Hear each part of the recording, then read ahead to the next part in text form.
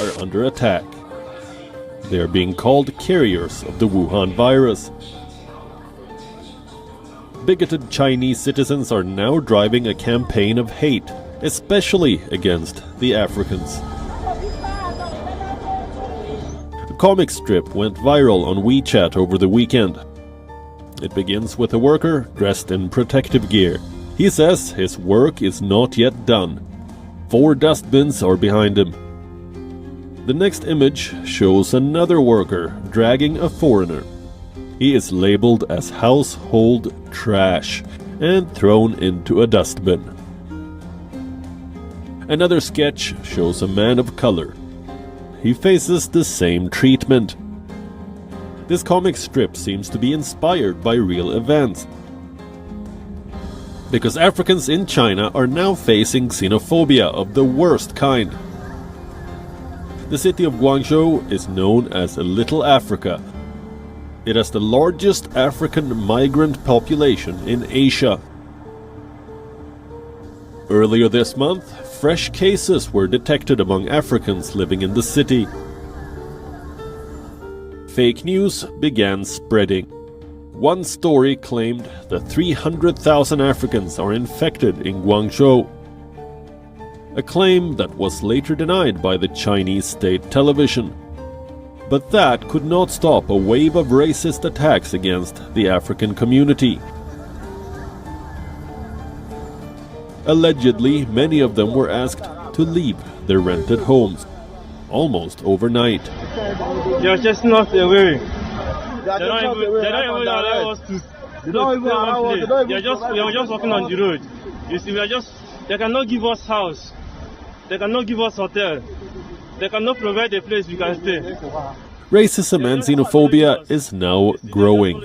An apartment complex in Beijing put out this message on its window: "We do not accept foreign friends."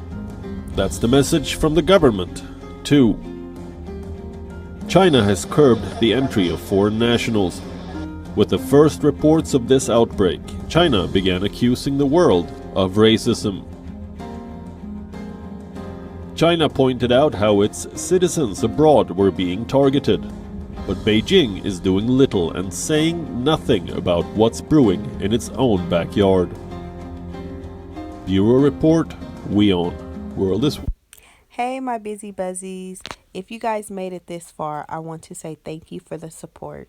Now, I wanted to show you guys that clip because that's what's been taking place in China as of now. They are removing their foreigners from their residence. They are shift blaming and blaming the foreigners for the disease that's in their country, or I should say the rising disease. When this first broke out, when this whole pandemic, coronavirus first broke out, China wasn't trying to take the blame. They were blaming U.S. soldiers for bringing the disease into their country. And that is the only reason why Trump called the virus Chinese virus. He wasn't trying to be racist. He just knew what was going on behind the scenes, how China wasn't trying to take the blame for it. Calling this the Chinese virus. There are reports of dozens of incidents of bias against Chinese Americans in this country. Your own aide, Secretary Azar, says he does not use this term. He says ethnicity does not cause the virus. Why do you keep using this? A lot of people say it's racist. It's not racist at all. No, not at all. It comes from China. That's why. It comes from China. I want to be accurate. Yeah, please, John. Please. Are you I have great love for all of the people from our country, but as you know, China tried to say at one point, maybe they stopped now, that it was caused by American soldiers. That can't happen. It's not going to happen. Not as long as I'm president. It comes from China. You just heard Trump in his own words, not accepting any type of blame. China has now reshifted their focus on the foreigners in their country and blaming them for the spread. My personal opinion, when there seems to be an outbreak or a disease, whether it be AIDS, diabetes, gout, or high blood pressure, the African Americans seem to carry a higher number. Now it seems that the African Americans in lower class communities are taking a huge hit in the spread of the virus. Not suggesting it's fake news, but we need to be cautious and wonder why African Americans seem to be a carrier for majority of these diseases. African Americans being hit disproportionately hard by the virus. In Chicago, they comprise only 30% of the population, but account for a staggering 72% of deaths. On the African American community, and we're doing everything in our power to address this challenge. It's a tremendous challenge. It's terrible. Please share your thoughts on comments below. How do you feel about the shift in African American communities and how Africans are being singled out in China? Please be respectful, and thanks again for supporting.